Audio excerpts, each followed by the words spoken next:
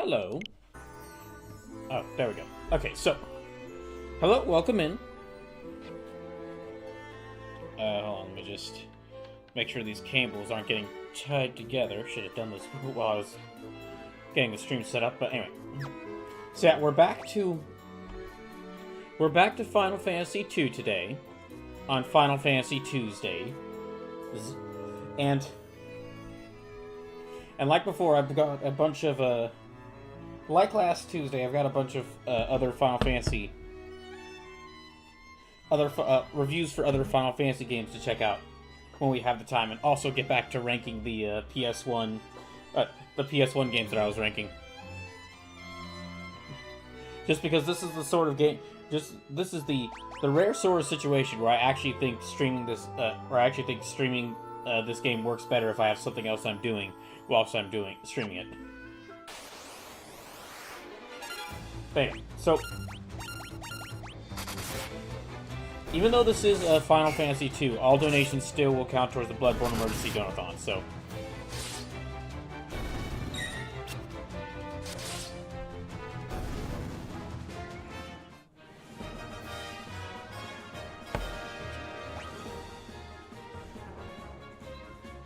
Which we're still working our way towards the $600 donation goal. I have to remember where I'm at. That's right. Okay, I'm in Cache 1 key. Is that a door I can go to? No, that's just a torch. That's not a door.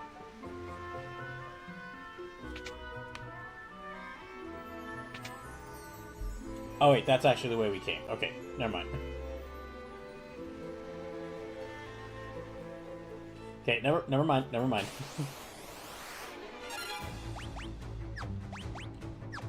I guess let's just open with a bunch of magic. Wait, Gordon's only got 128 HP. Oh man, he ain't gonna last long unless we do something.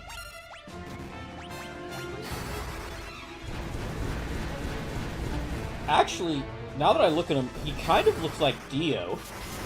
Or looking at his sprite, Gordon's sprite kind of looks like Dio. With like the yellow outfit, and the hair. Although he's got like he's got some blue accessories which kind of separate him from how Dio looks.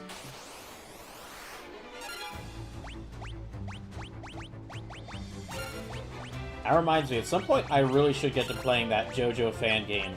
That is basically like it's like a turn-based RPG, but you get to like send your own like JoJo OC through the events of like JoJo Part 3. I've mentioned it a couple of times. on the channel, but from what I've heard, it's overall considered like the best JoJo's Bizarre Adventure video game.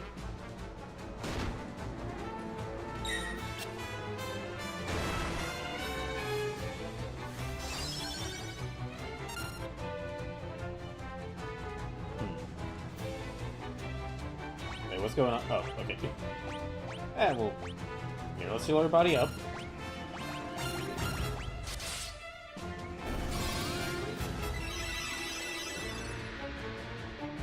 That really didn't heal up much.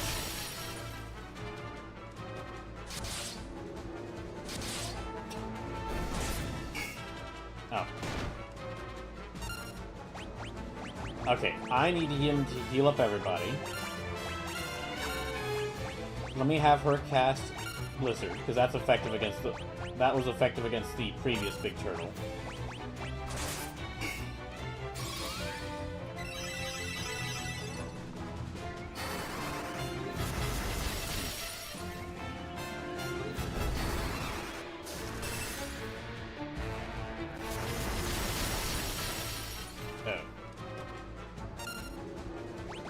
Okay, I need like 3 of us casting Blizzard.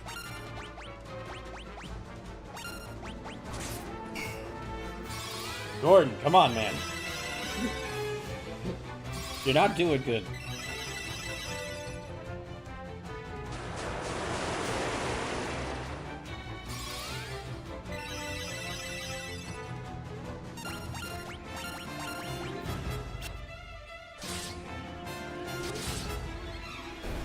Okay, that got them.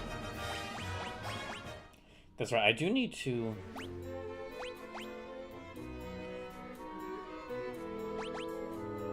I wonder if using Cure outside of battle actually raises our skills, or if it's only in battle.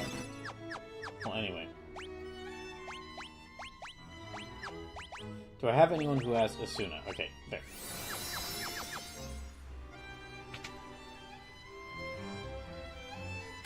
So yeah, I need to get back to doing... Okay, let me get back to doing Cure and attacking everyone's strat. So I'll have her... These two heal everybody. We don't want to attack Gordon. He's not... Wait, can I have Guy attack himself? Hold on.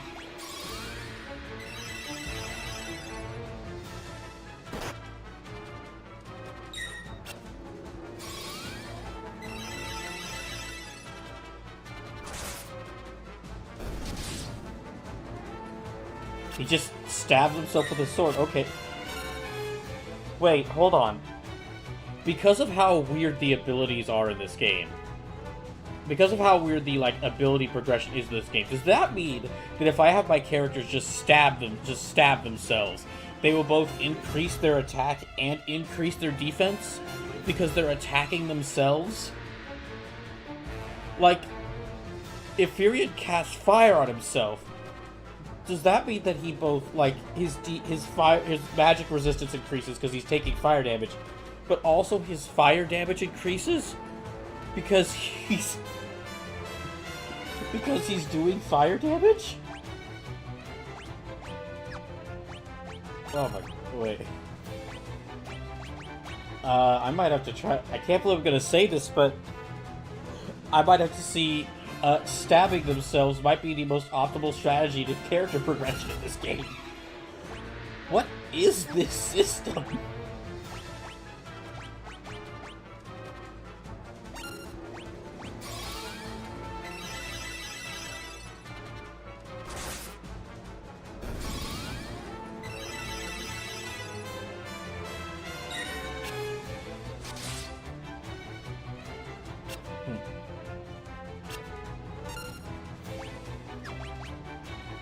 Okay, so I'll have him cast Cure on everyone.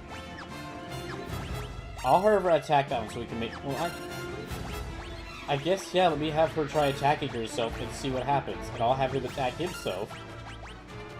And I'll have Gordon attack Furion.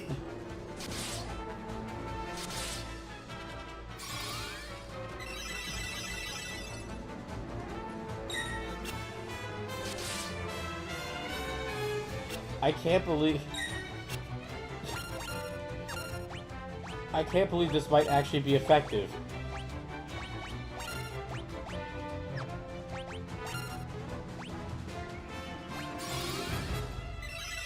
Oh my gosh. This might actually be effective.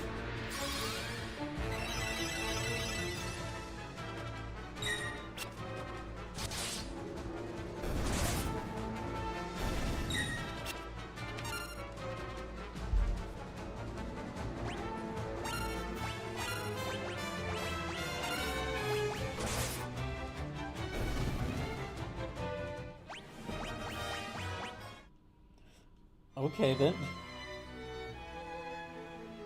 I might need to, like, look a breakdown on, like, how deep does this go?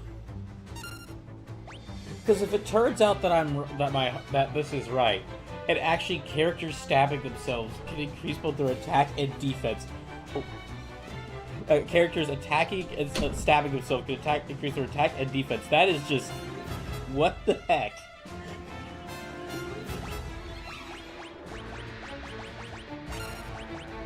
I don't even... How does that work? That's so insane.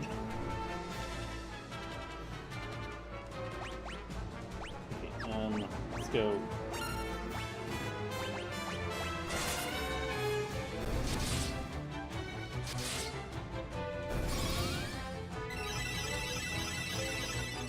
Ah, shouldn't have done that to them, but it's not gonna matter much.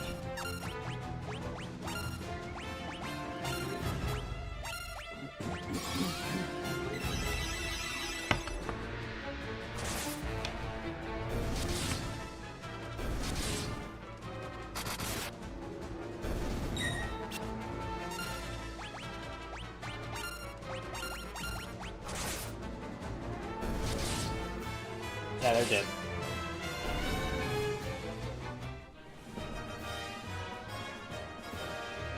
Okay, I might actually look up how stat progression in FF2 works, because I have to see if this really works.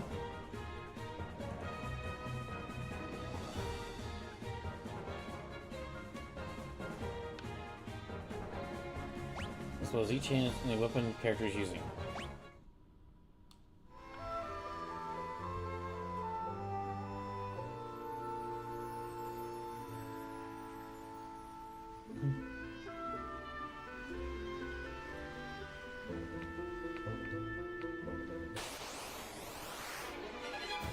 Okay, we get another chance to try this out. First, let's see everybody up.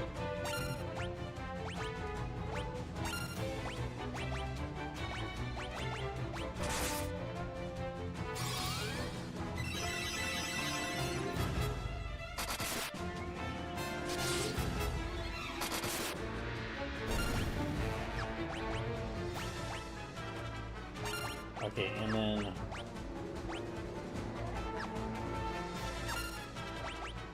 yeah, Kiara and everybody. I'll have her attack them. I'll have him attack him again.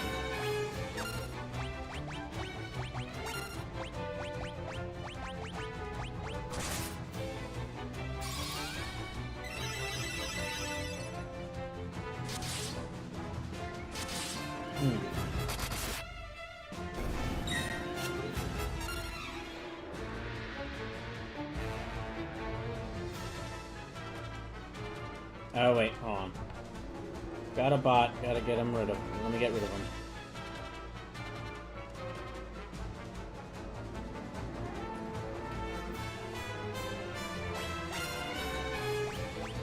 Let's have her heal this time.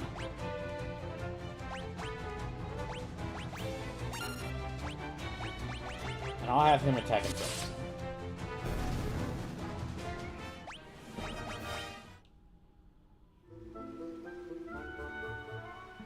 Okay, looks like this is the way to go.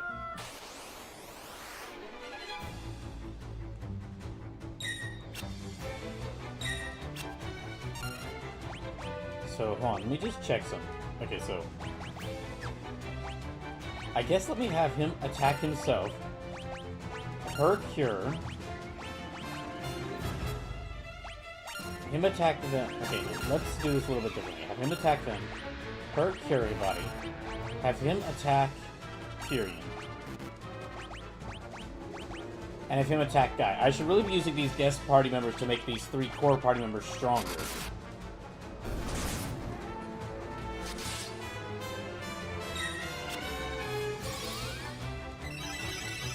Yeah, I should be using these guest party members to make my core party members stronger.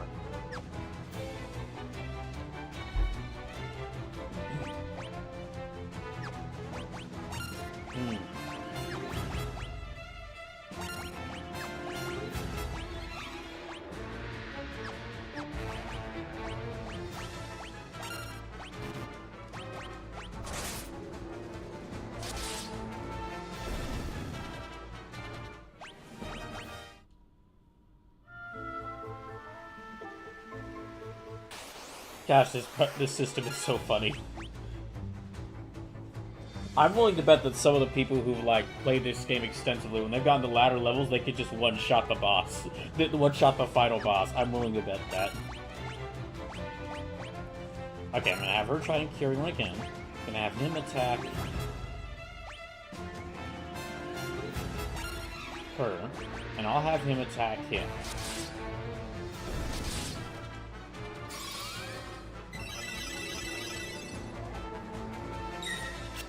So her yeah, everyone needs to get stronger healing magic because their healing magic isn't great.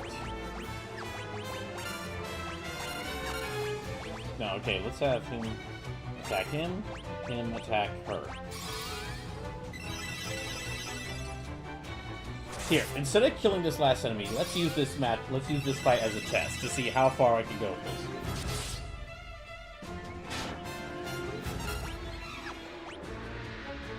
Okay, she's paralyzed.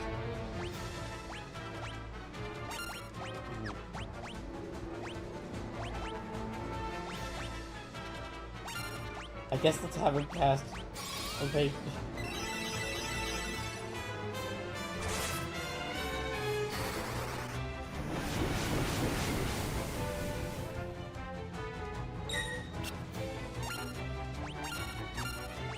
Okay, now him attack. Okay, now him. Cure. Her. Cure. Him. Cure. They all need to get higher level cures.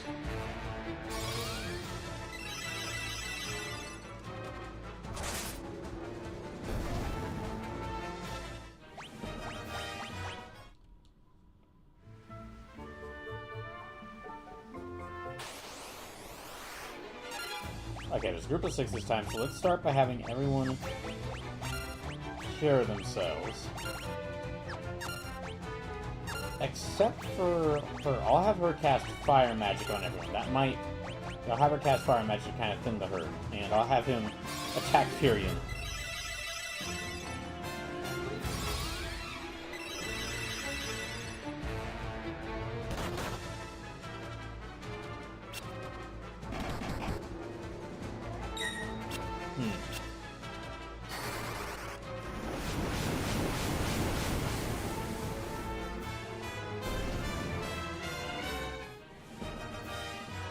Well, that didn't take long.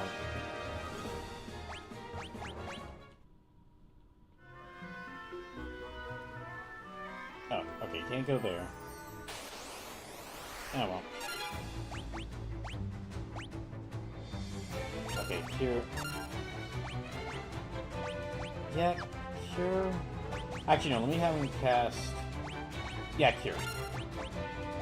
And if her cast Insuna, because we need to level that one up. Have him cast Cure.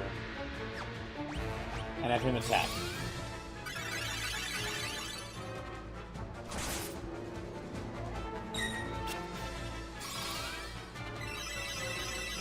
There.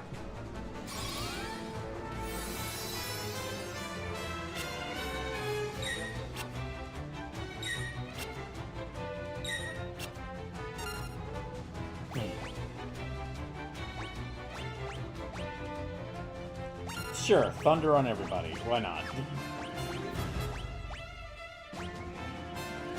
Then cure on everybody. Blizzard on all them. Attack on him.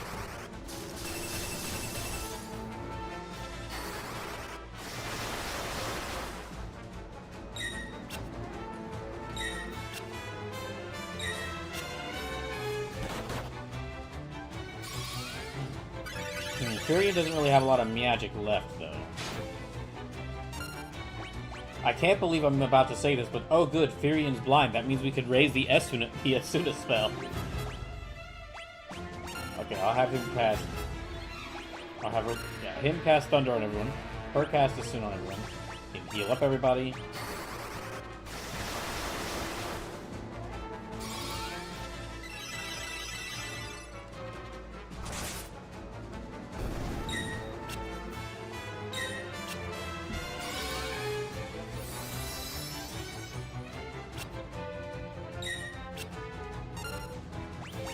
Okay, then I'll have him get to attacking.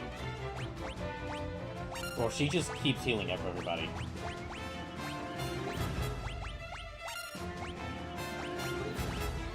There. And I'll have Gordon constantly try to stab Furion, so increase his defense.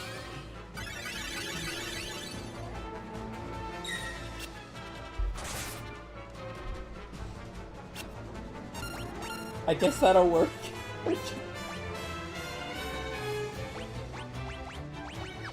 Okay, keep attacking.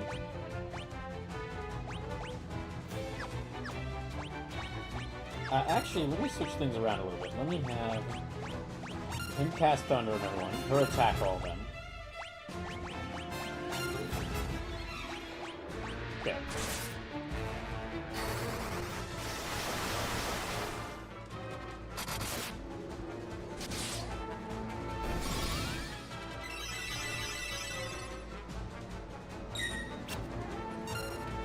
Oh my gosh, we're increasing our stats so much. Okay, so Blizzard. Blizzard on everybody. Cure on everybody. Attack on Furion specifically. So yeah, really, Gordon's just here to attack Furion to increase his defense.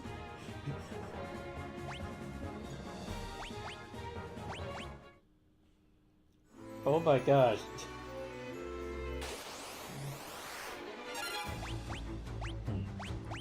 Alright, so Thunder on everybody.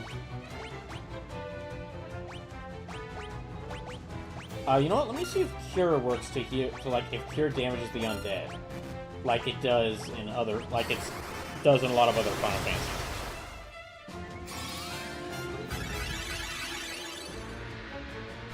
Okay, it does damage to them.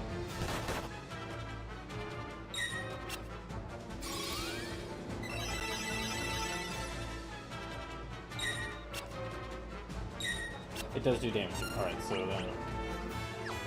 Yeah, he's really not doing... Okay, does he have any...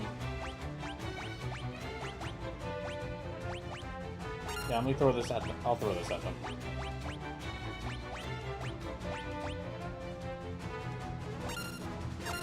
No, let's have her do attack. And attack all of them.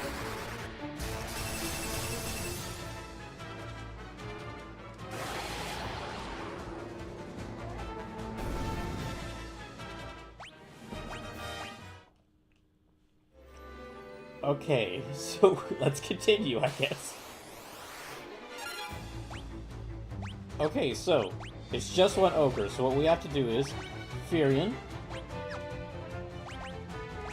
attack everyone else. Maria attack everyone. Guy cast Cure. Gordon attack Furion.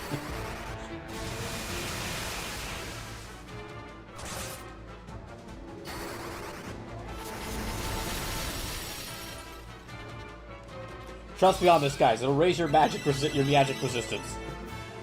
Hey, Sleepless, welcome in. Hope your day went well.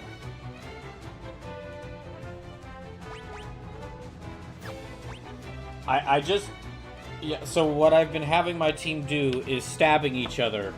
So that they can both... Well, no, not just stabbing each other, but stabbing themselves. So that they can increase both their attack and defense in a single turn. So, Furion, attack yourself. Maria, I guess attack this guy. Guy, attack yourself. Gordon, attack Maria.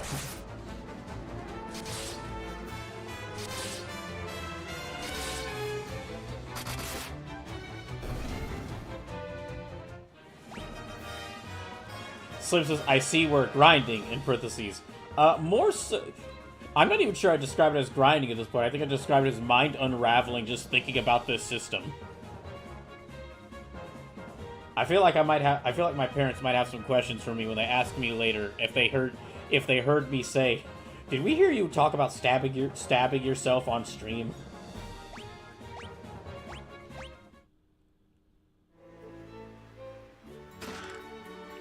Okay, let's go. Yeah, let's continue. Oh, and I'll get back to ranking the PS1 games and reading more Final Fantasy reviews this stream as well. I'm just kind of, like, laughing to myself about this system.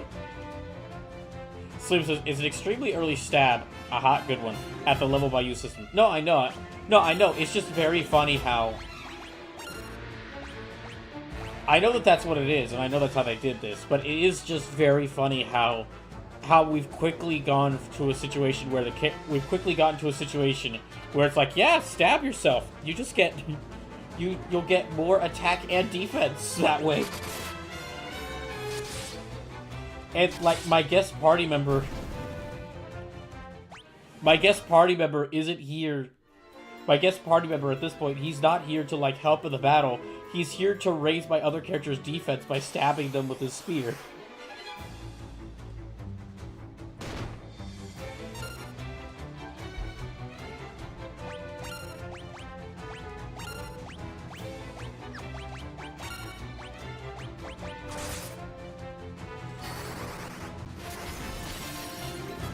So it says, slowly but surely I will reclaim my exaggerated watch streak.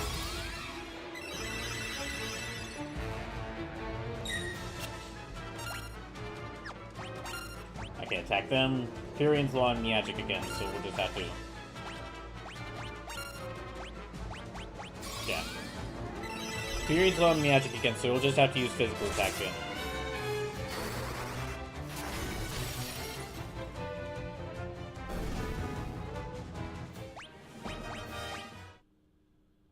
Oh my gosh. Okay, 6 Zambies this time, so let's just... Okay, attack yourself.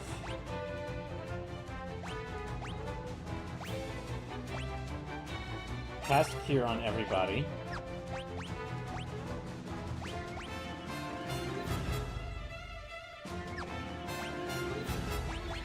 Cast Thunder on everybody.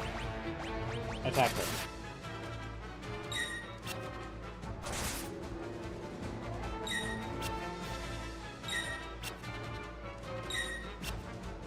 They can't even hit us.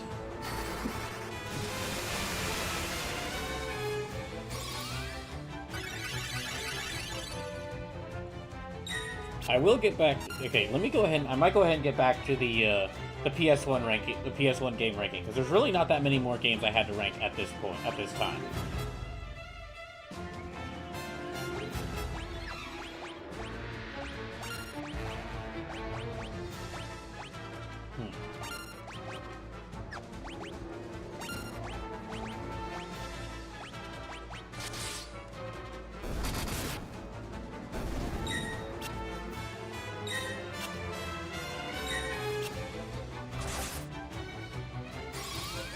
Okay, that's the last of her Miyagic, so...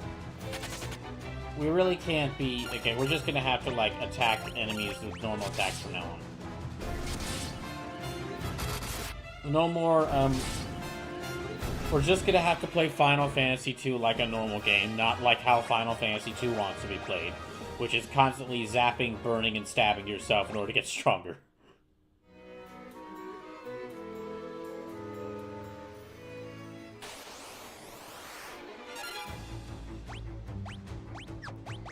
So, attack, attack, attack, attack.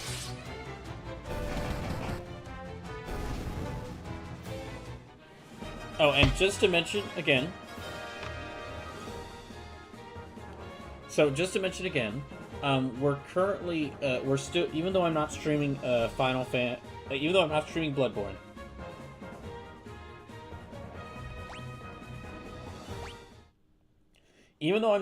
Bloodborne, all donations toward this stream will still count towards the Bloodborne Emergency Donathon. So we're still currently working our way towards the $600 donation goal, which is me playing The Legend of Zelda Wind Waker for the first time. And even though I'm not playing Bloodborne, every single dollar donated to the stream will add more lives to Bloodborne. So if you're able to, please consider donating. Subs, bits, and gift subs do help, but direct donations help out a lot more, which you could donate directly to the channel using the PayPal link I just posted in the chat. So it says you could technically guard and let the enemies attack you for a bit. I guess I could do that, but... Okay. Let me get back to...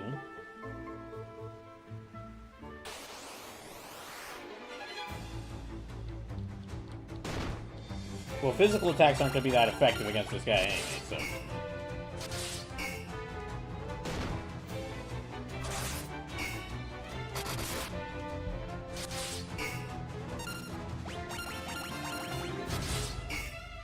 Actually, let's keep trying at it. See if we can... I want to see if this actually does increase physical attack. Even if it's not doing any damage. Since we are... Even though we're not doing any damage, because we are hitting them, does that also increase physical attack? Or is it just... Is it doing damage that causes it?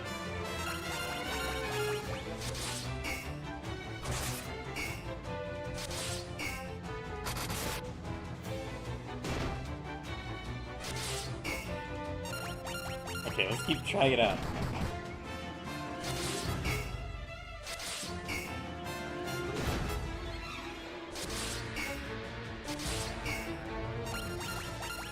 Yeah, I'm just gonna keep, even though this is not the attack you should be using against this thing, I'm gonna still keep using physical attacks.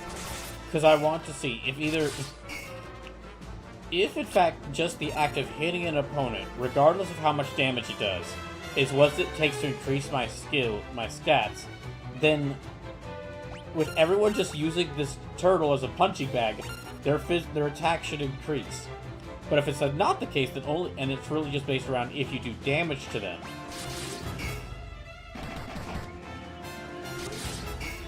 That'll mean only the characters who are doing damage will receive like some. They'll receive like some stat experience or stat growth.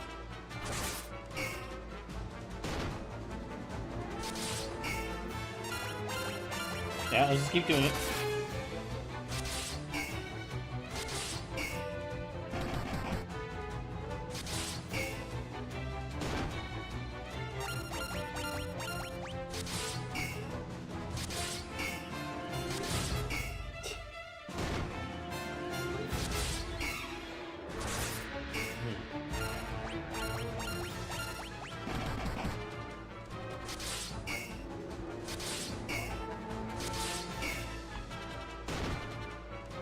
And then while they're sorting this out... Yeah, while we're sorting this out, let me rank more PS1 games. Just pick up right where I left off as far as ranking PS1 games. So, where we left off last Tuesday. Where the rank was that Final Fantasy 7 and 9 were Final Fantasy 7 and 9 and then Resident Evil 2 were an S rank. Parasite Eve was an A rank. Metal Gear Solid 1 was an A rank. Spyro 2, Bloody Roar 2, and Mega Man Legends were all in A rank. Then B tier, well, not rank, tier, was in tier. Then B tier was a Spyro 3, Resident Evil 3, Silent Hill 1, Klonoa, Castlevania Symphony of the Night, Resident Evil 1,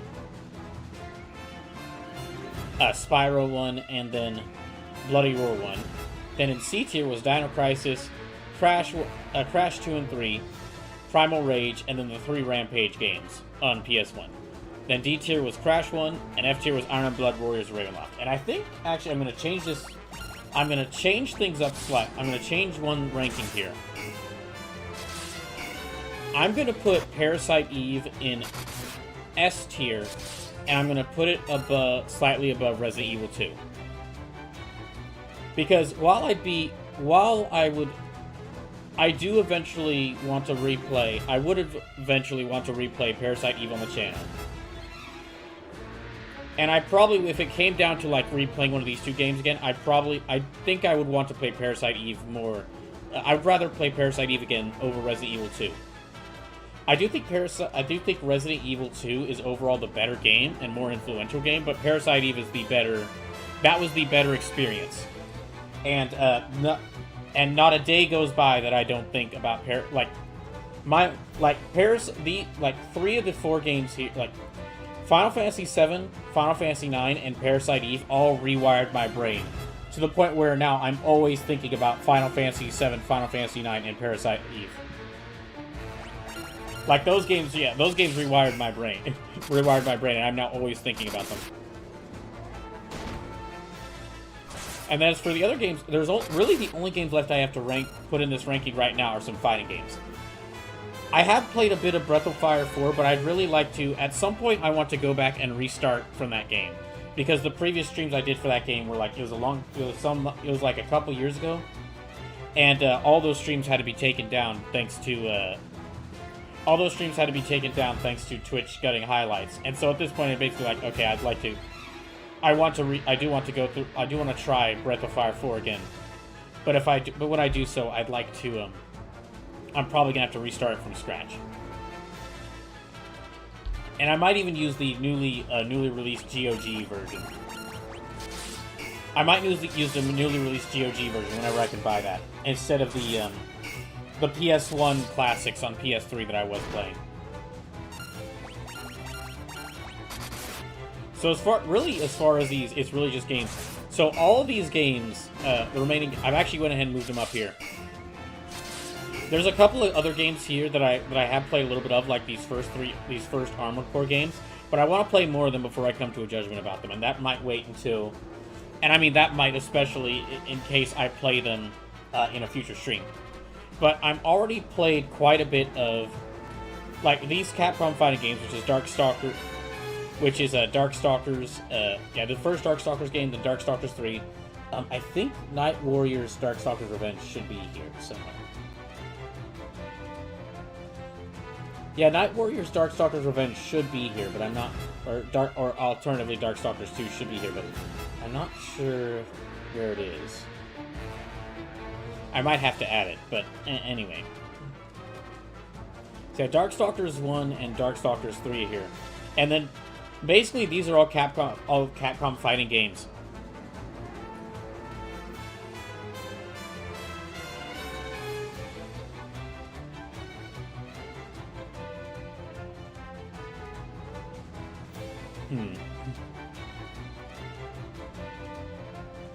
Yeah, all these fighting games I've actually played quite a bit of in recent weeks, ever since we reached the 5th donation goal.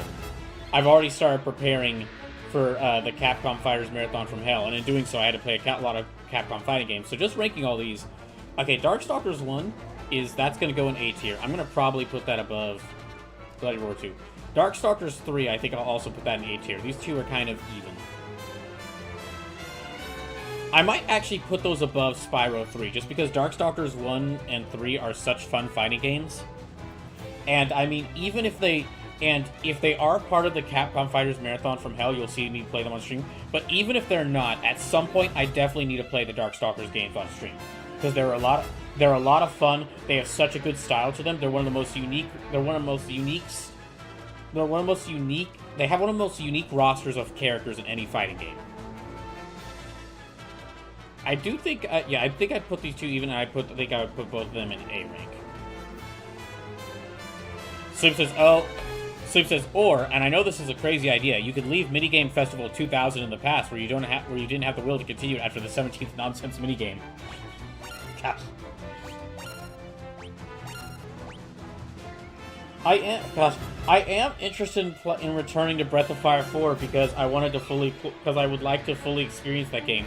But yeah, I will admit, I wasn't, like, the reason why I didn't finish it and kind of put it on break was because I wasn't really enjoying it. That visuals... yeah, fuck it, I'll go ahead and rank... Okay, I'll go ahead and include...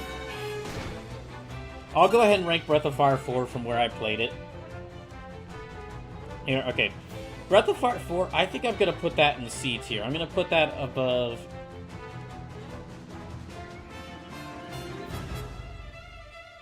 I'm gonna put that, like beneath Dino Crisis in C tier. Gosh, the vision...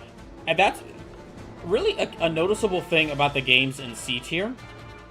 And, okay, a noticeable thing about a lot of the games I have put in C tier is that their visual style or identity is really strong. But actually playing them isn't as fun. Actually playing them isn't as fun as it could be. Like the Rampage games and Primal Rage all have a really unique style to them. And because they're like kaiju games where you're either fighting other kaiju or like destroying towns.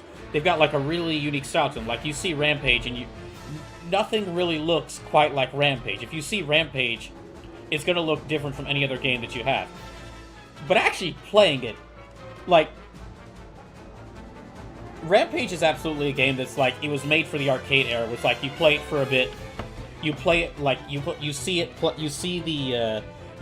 promo screens, you get interested, you play it for a bit, have a little bit of fun, then you die, and then you move on to another game.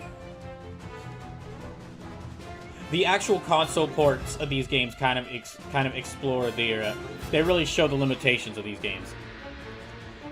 Breath of Fire 4 is in a different but also similar situation where its visual identity is incredibly strong. That game is gorgeous, absolutely gorgeous. One of the most visually distinct games on the PS1. Actually playing it, I really don't remember many, like, I don't remember, like, any of the any of the fights. I remember not having fun. I remember not having fun with with the gameplay, but I don't remember, like, I don't remember a lot of the characters. I don't remember a lot of the I don't remember a lot of the story. And I mean, I played that game in 2023.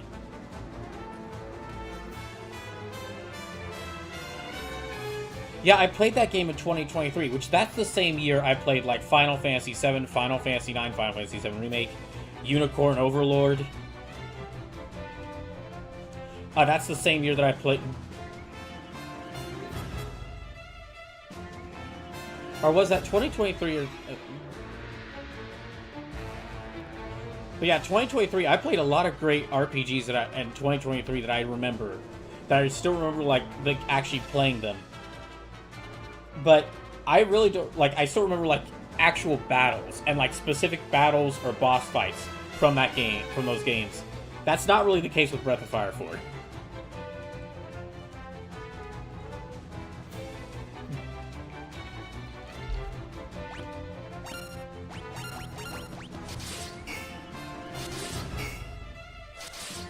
Yeah, that's really not the case with Breath of Fire 4. So yeah, I'll go ahead and put it in C tier.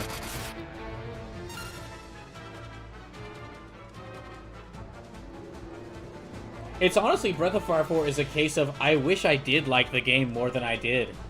Again, because of just how visually strong that game is, like how good that game looks. Oh, Maria's dead. Hold on.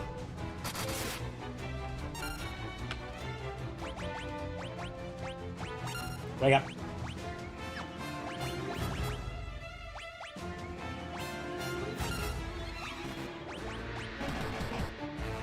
Okay, we gotta heal up everybody.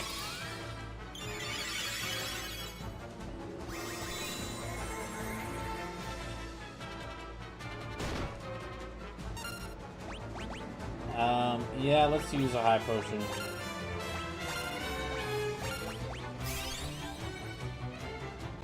Yeah, we're still fighting this Adamantoise.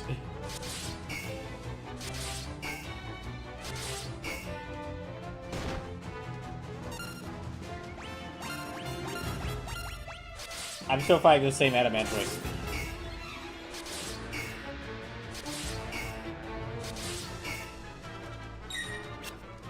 Yeah, and... yeah, I get... Slim says that Adamantoise will die, eventually. Probably. Maybe. Okay, let me go look at the specific People's Choice. When did... because that was for, like, the latest People's Choice, I think, was when I played... oh, it was 2024. That's when I played. Oh, no, wait, sorry. I'm getting my years mixed up. 2024, that was the year I played.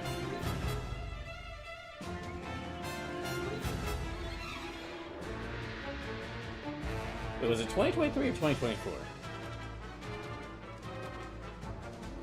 2024. That's right. Okay, it was 2024.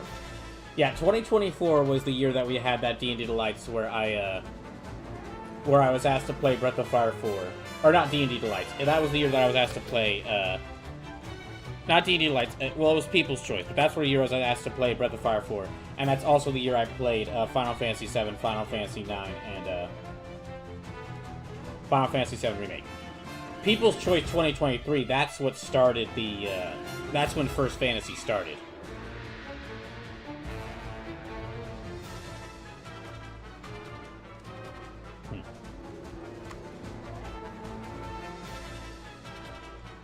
But yeah, I do feel a little bad about quitting on Breath of Fire 4, but I mean, there's so much, like, I really just wanted to go back to play it just because of that really interesting art style and to see this, to see more of that art style just because of how good that is, but...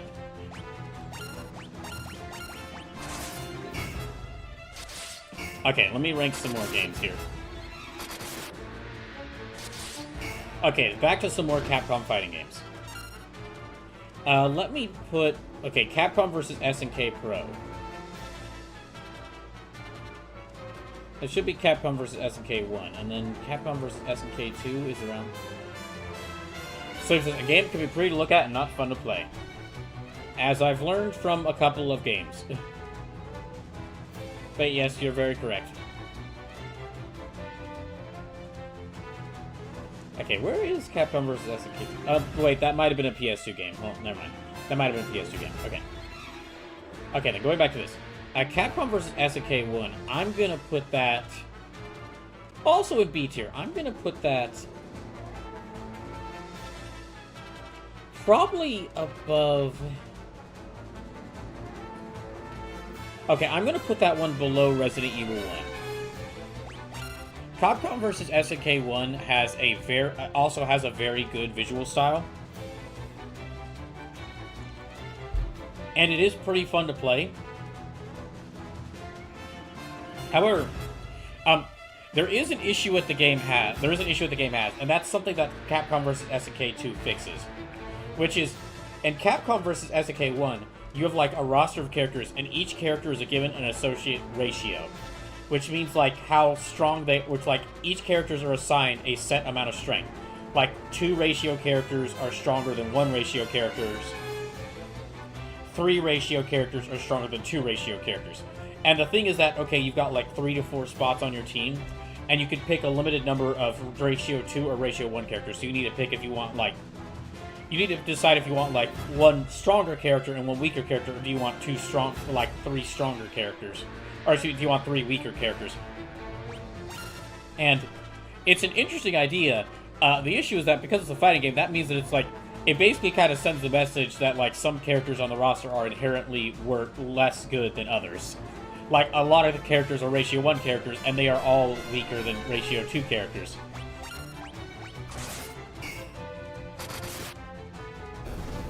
There we go. Tortoise is dead. Okay, let's see. Yeah, okay, that actually did work really well. Maria's sword leveled up, Guy's sword leveled up, Guy's shield leveled up, Gordon's spear leveled up, Gordon's shield leveled up. So that everyone leveled up, almost everyone except for Furion leveled up their abilities. Furion is still at level 5 with sword and shield. Maria is now level 7 with sword. Guy is level 5 with sword and shield. Gordon is level 5 with spear and shield. So, Furion's HP went up from 750 to 771. His stamina went from 21 to 22. His magic defense went to 1 times 48%. His strength went to 28. Maria's health went to 451. Her strength went to 39. Her stamina went to 13, and her evasion increased to like 1 times 30%. Guy's health is now 850. His strength is now 30, his stamina is now 20, and his evasion is now 1 times 30, 72%. Oh, and also Gordon got some abilities as well. Gordon leveled up a bit as well.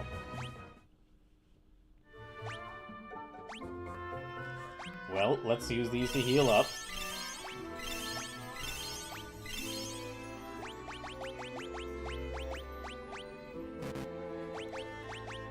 Can only be used outdoors. Alright, so yeah, we can't use those anywhere in here.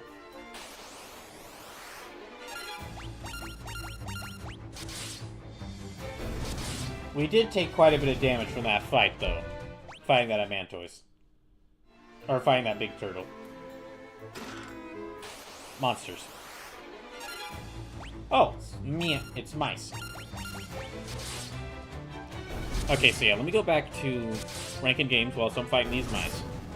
See, I would put Capcom vs. SNK 1 in B tier, a little below Resident Evil 1.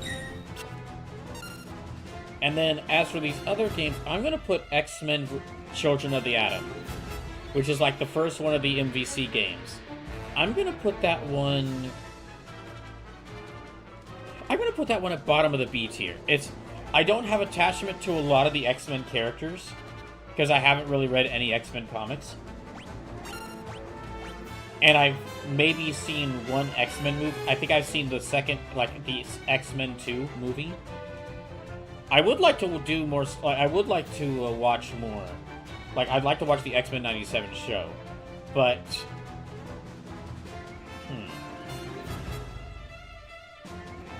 But yeah, I haven't really, like, seen a lot of... But I haven't really, like, seen or read a lot of X-Men stuff.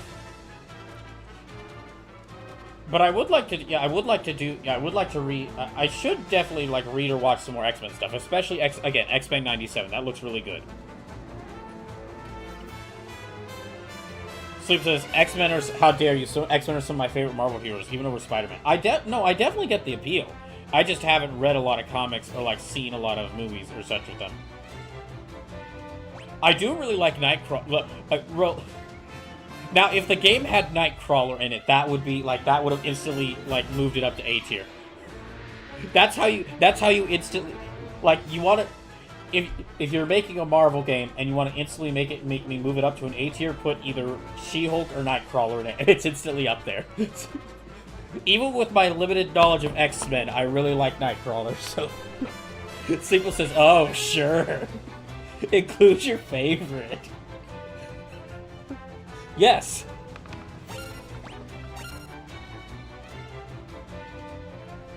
Also, so yeah, I will say, I do think. Sleepless says, we call that bias, sir. This whole list is my bias.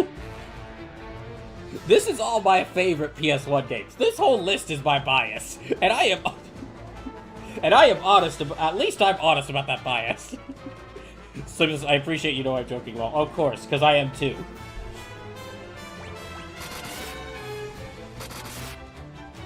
Oh, also, okay, just another thing of why it's at the bottom of B tier is that, okay, we haven't gotten to these other games yet. However, one thing that X-Men Children of the Atom doesn't have that these other games do have is that a big heavy thing about this is a big heavy thing that differentiates these different games between each other for me, at least for the MVC games, the MVC line games, is the roster. Like, if I were doing a Marvel vs. Capcom like series ranking, if I was ranking just the games from Marvel vs. Capcom, MVC 3 would be my highest game. Because, one, that's the first Marvel vs. Capcom game I've played. I have a lot of nostalgia for it, so I've spent the most time playing it. Out of all the MVC games, that's the one I played the most. But also the roster. There's at least 10 characters from Ultimate Marvel vs. Capcom 3 that I love to play. Whereas because I'm just not as familiar with the X-Men, I don't really know. Since I'm not as familiar with the X-Men, there's not really a lot of characters that I gravitate towards. Storm, Storm I do like, so I play it. So she's probably the character I gravitate to most in this game, but yeah, that's kind of it. And then that kind of continues on with the next game, Marvel Superheroes, which that one I'm also going to put slightly below Bloody Roar 1. Because it's another really fun game. And it does have a superhero I really like in it. Yeah, it does have one of my favorite superheroes in it with Spider-Man. But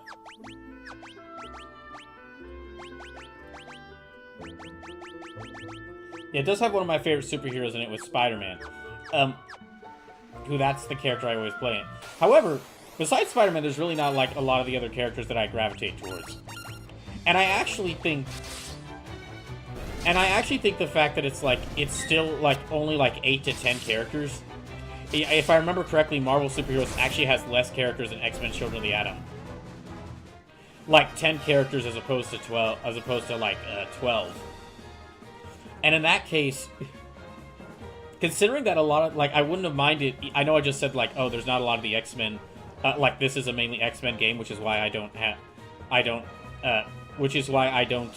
like it as much as some of the others. But I do kind of wish that, like, they actually brought some of the other X-Men forward into this game. Like, there's Wolverine in here, in Marvel Superheroes, and I think also Magneto. But for a game called, like, Marvel Superheroes, it does feel, even for the time, it feels a bit limited in its roster. It does feel a bit limited in its roster.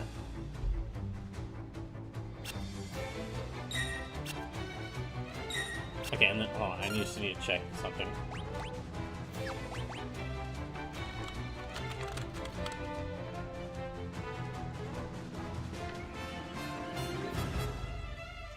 Okay, so let's keep... Yeah, we're just gonna have to keep doing physical attacks for now.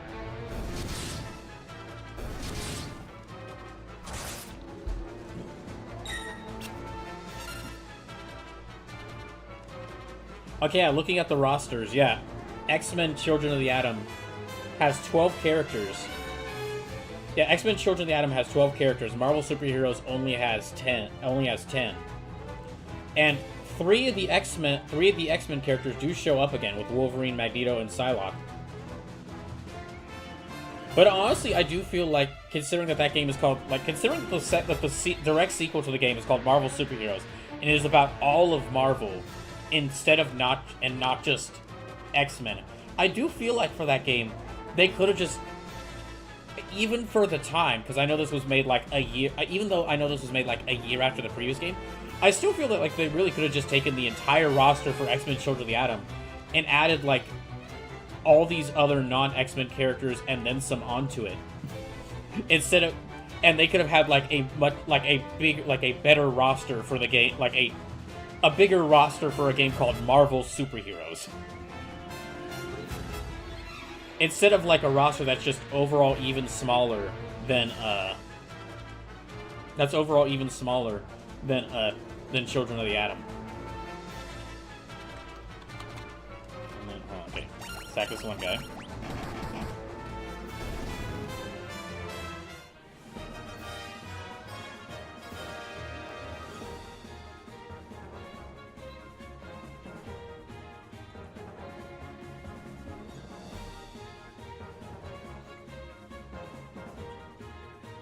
Okay, hold on.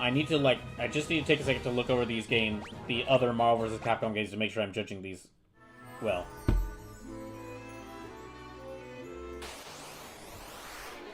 Okay, so next.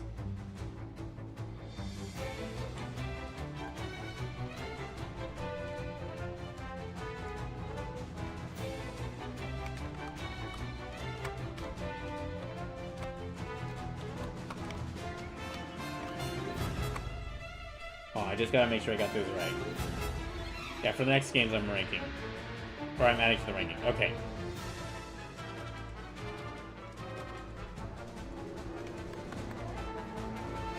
So let me go ahead and let me next go and rank.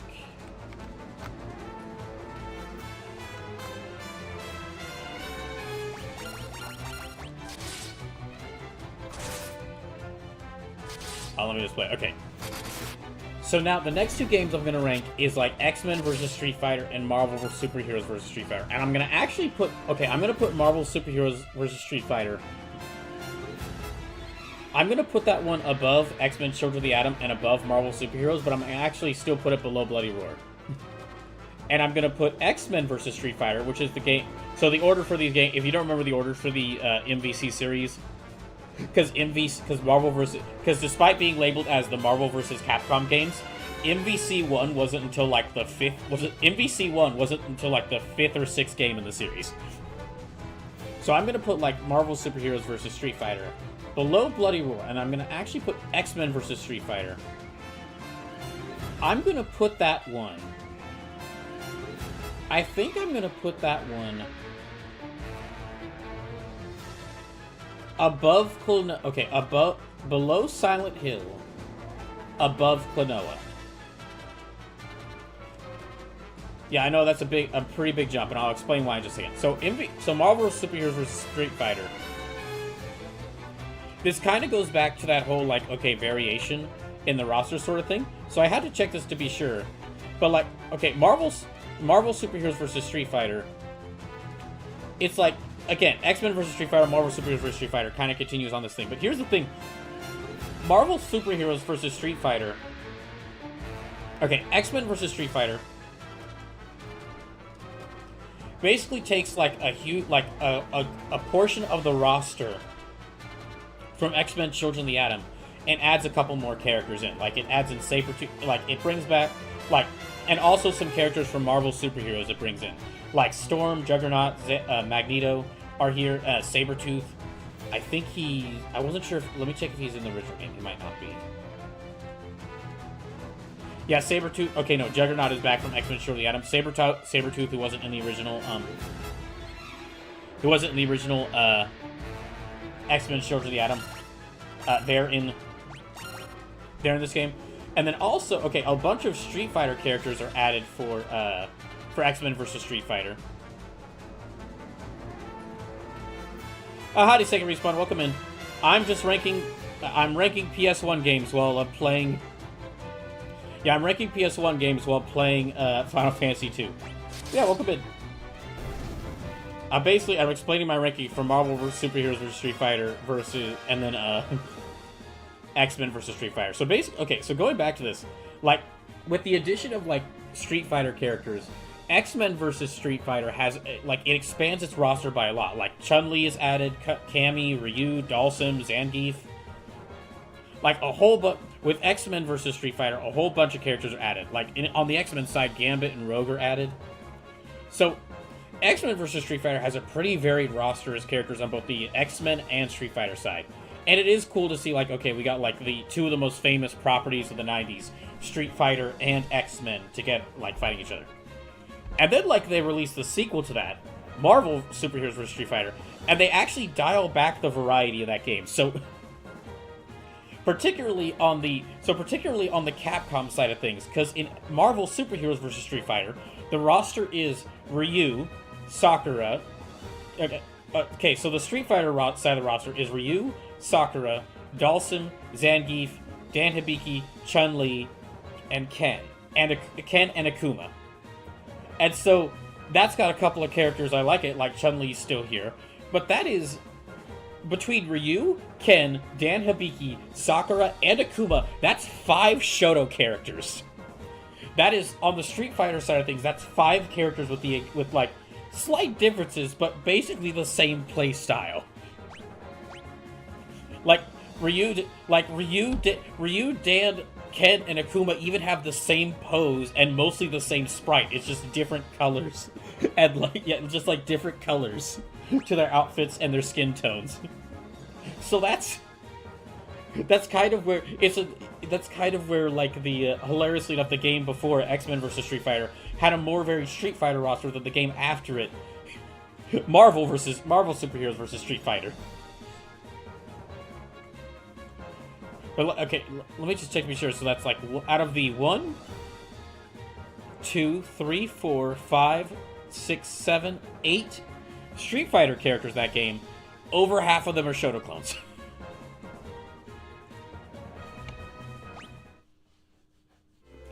Sleep says, I don't see Omega Weapon in the FF2 bestiary. Actually, not seeing Ultima Weapon either, actually. That's probably for the best, really. Considering how this gameplay system works, that's probably for the best. So, for those just coming in, just to let you know where we're at with the Bloodborne Emergency Donathon. So, we've passed the first 5 donation goals. So I'm gonna have to do Pokemon Smash or Pass stream. I'm gonna have to do a stream where I draw characters suggested by Off from Memory. I'm gonna have to play God Hand for the first time. Y'all are gonna get to decide the 200th playthrough. And, I'm going to do the Capcom Fighters Marathon from Hell, where y'all might be seeing some of these games I'm ranking. And then we are currently working our way towards the $600 donation goal, me playing The Legend of Zelda Wind Waker for the first time. And then if we manage to get past that goal, we'll then start working our way towards the $700 donation goal, y'all getting to decide a new emote for the channel. Then if we reach past that goal, the $800 donation goal is me doing some D&D solo adventures. Those are basically like some smaller D&D campaigns based around like one person playing them. Then after that